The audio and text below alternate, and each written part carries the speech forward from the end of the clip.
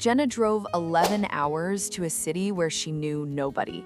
New apartment, new job, no friends, no family within 400 miles.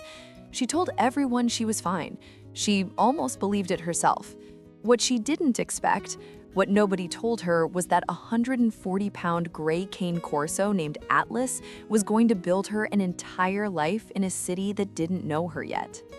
Jenna packed everything she owned into a 2009 Honda CR-V on a Thursday morning in October and drove 11 hours to a city where she knew exactly nobody.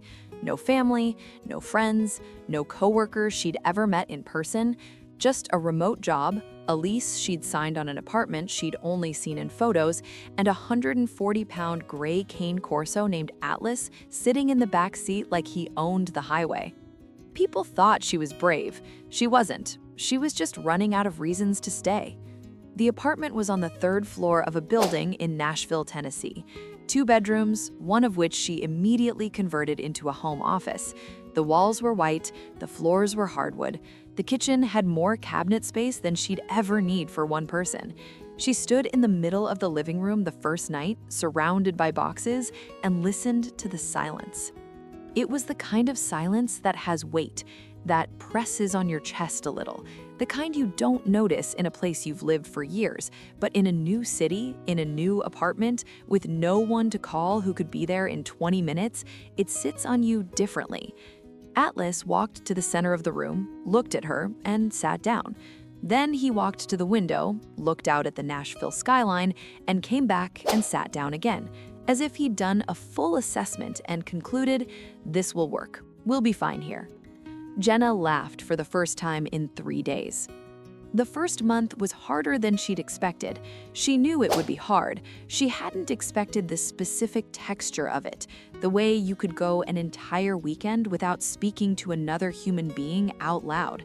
The way Sunday evenings felt like a countdown to Monday just so she'd have a reason to open her laptop and hear another person's voice. She called her mom every night at 7 p.m. The calls lasted 40 minutes, sometimes an hour. They helped, but they ended, and then the apartment was quiet again. Atlas had a different approach to the problem.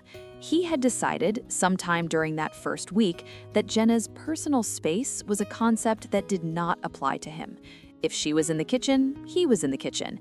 If she moved to the couch, he was on the couch before she sat down. He attended every work call by positioning himself directly beneath her desk chair and breathing with the steady, slightly theatrical rhythm of someone who wanted to make sure she knew he was there. He also had opinions about her schedule. At 6:45 every morning, without variation, he would walk to the side of her bed and stand there. Not barking, not whining, just standing. If she ignored him, he would place one enormous paw on the mattress edge. The weight of it would shift the entire bed frame. She called it his gentle reminder. He called it breakfast. The distinction didn't matter. Her neighbor, a retired teacher named Carol, who lived across the hall, met Atlas for the first time in the elevator in week 2. Carol was carrying a bag of groceries and a small potted plant.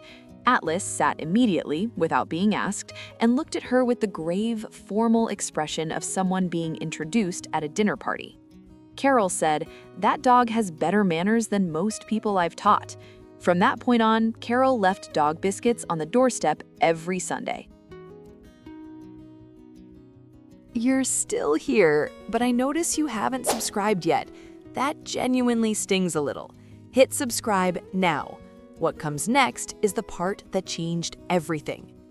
4 months in, on a Tuesday night in February, Jenna got a call at 11:30 p.m. from her mother. Her father had been taken to the hospital. It wasn't life-threatening, but it wasn't nothing. She sat down on the kitchen floor, not a chair, the floor, and held the phone long after the call ended. The Nashville skyline was visible through the window. She didn't look at it. She stared at the linoleum and tried to calculate how long a flight home would take, and whether she was overreacting, and whether it was okay to cry when you weren't sure yet if there was anything to cry about. Atlas was there before she even registered him moving, all 140 pounds of him folded onto the linoleum beside her, his enormous gray head pressed against her knee. He didn't move for an hour and 40 minutes. She sat there and he sat there, and the apartment wasn't quiet in the same way it had been before. She flew home the next morning. Atlas stayed with Carol. Carol sent her a photo 3 days later. Atlas was sitting in Carol's living room on what was clearly Carol's nicest armchair, looking completely unbothered. The caption read, "He's been watching your door every evening, comes home at 7. I think he's waiting for you." Jenna came home on a Sunday. She opened the apartment door, and Atlas walked in slowly, went directly to each room in sequence, bedroom, office, bathroom, living room, and then came back and sat in front of her. She understood it immediately. He was checking, making sure everything was where it was supposed to be, making sure she was where she was supposed to be. She knelt down and put both arms around his thick gray neck and didn't say anything. She didn't need to.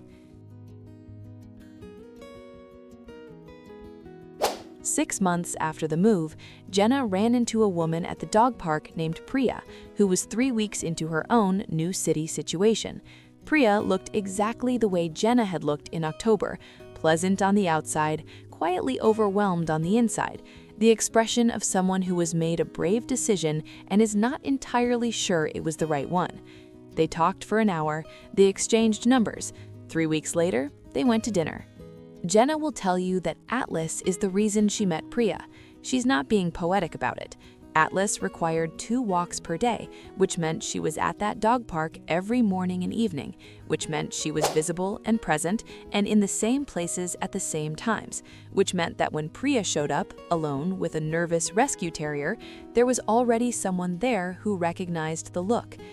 He built her a life in a city where she didn't know anyone.